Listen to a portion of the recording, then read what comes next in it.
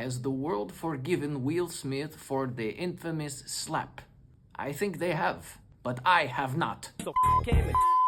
Howdy Earthlings, welcome to Alien Cowboy Cinema, where I wear a French beret to review movies. Except I am not French. Today I give you a review of Bad Boys Ride or Die. Bad Boys Ride or Die is the fourth Bad Boys movie in the Bad Boys film franchise. The first Bad Boys movie was in 1995 when Will Smith and Martin Lawrence combined their sitcom powers to make an action comedy film.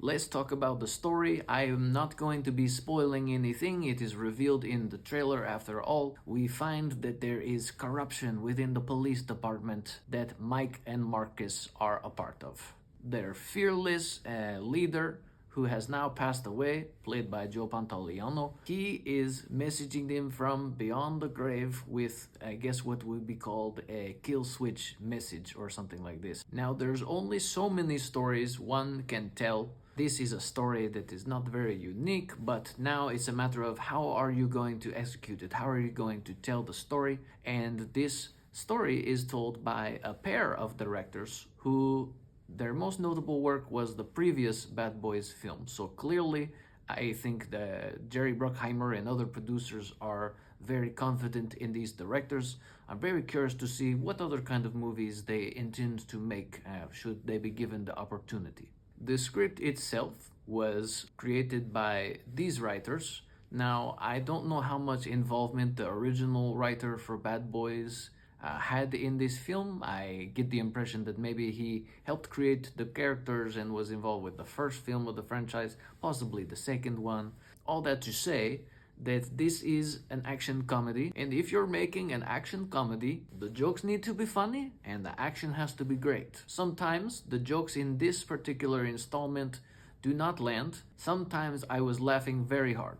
As for the action sequences, I feel that a few of them were very impressive, and then a few felt just extremely Hollywood. I don't know how else to explain it. It's just like, okay, here we go. A few parts in the movie, I guess, suffer from style over substance, whereas I would have wanted more substance rather than, aesthetically trying to make something look cool or whatever.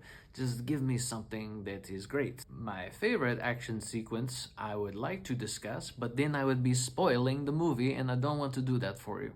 I would say that toward the end, the action sequences probably started canceling out some of the other action sequences that left me nonplussed, shall we say. When I think about this cast in the film, I had no idea Vanessa Hudgens was in this movie, which goes to show how much I know about her. With Martin Lawrence and Will Smith obviously as the leads in the film, you have to wonder about the rest of the ensemble cast, and I feel there were a few breakout performances. The actor who played the son of Will Smith's character, he was fantastic. He had a very good action sequence as well, and he was very convincing to me. Another breakout performance, in my opinion, was the son of Martin Lawrence's character. Or no, he was the son-in-law of Martin Lawrence's character.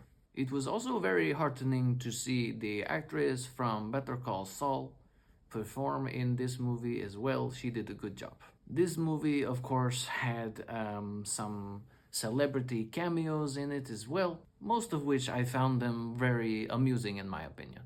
Now, I'd like to talk about the soundtrack for this particular installment of the film franchise. I feel like it was ultimately pretty weak. There was, of course, understandably going to be a lot of remixes of the Bad Boys song. I guess I'm bringing up the music because it would take me out of the movie, actually. I would be almost distracted by this cheesy action instrumental music that seemed like they maybe pay somebody $200 for a license to use this music indefinitely. Now, in regard to Martin Lawrence, I'm not too familiar with most of his work. I've seen a few episodes of Martin, his TV show from the 90s. I have also seen Blue Streak and Nothing to Lose. I don't know whether Hollywood typecasted this man into just strictly doing comedic roles. I understand he's maybe tried something a little bit more dramatic. I saw that he was in some movie that had John Malkovich in it, but it didn't get very good reviews.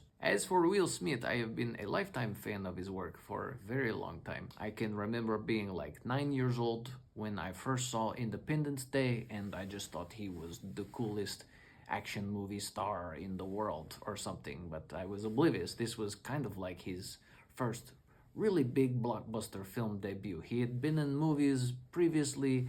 He had, of course, been in Fresh Prince of Bel-Air. He was a rapper turned actor, and now he was joining the big leagues, so to speak. Another movie he was in that I really enjoyed starred Gene Hackman, called Enemy of the State. You co-star in a movie with Gene Hackman and you hold your own, you are a good actor. Also, he was in a very good movie I saw as a child with Matt Damon and Charlize Theron. The movie was called The Legend of Bagger Vance. It is more of a magical, mystifying period piece golf movie. I, Robot, Pursuit of Happiness, I Am Legend. These movies I liked a lot as well. The most recent movie that I enjoyed from him was King Richard. I thought he did a phenomenal job. And of course, right after that is where this infamous slap happened. But the people have spoken. This movie is a summer blockbuster movie hit. And if that's not enough, this particular film even pays homage to the infamous slap, in my humble opinion. Ultimately now, I'm very curious to go back and see Bad Boys and Bad Boys 2. I think that I only have seen, really, the recent Bad Boys film and the one that previously came out before that. I've been thinking long and hard about the movie that I watched last week titled In a Violent Nature. I feel that I gave it too high a rating after watching this Bad Boys movie. I feel like Bad Boys is 3 out of 5 UFOs, meaning it is a good movie. I don't know if I ever need to watch this movie again.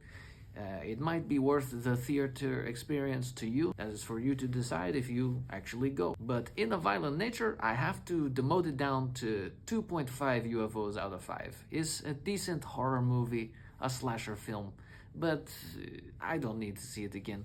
I don't want to spoil anything with that horror movie, but ultimately, the more I think about it, the lack of music, the ending that dragged on and so forth and so on, it was just a little off-putting ultimately. Will Smith himself recently said that he thinks prestige television is likely killing box office movies. I disagree. I think if you make a good enough movie trailer, people are going to come out and see it. They want to be entertained, they want to escape, or they want some way to help cope with life.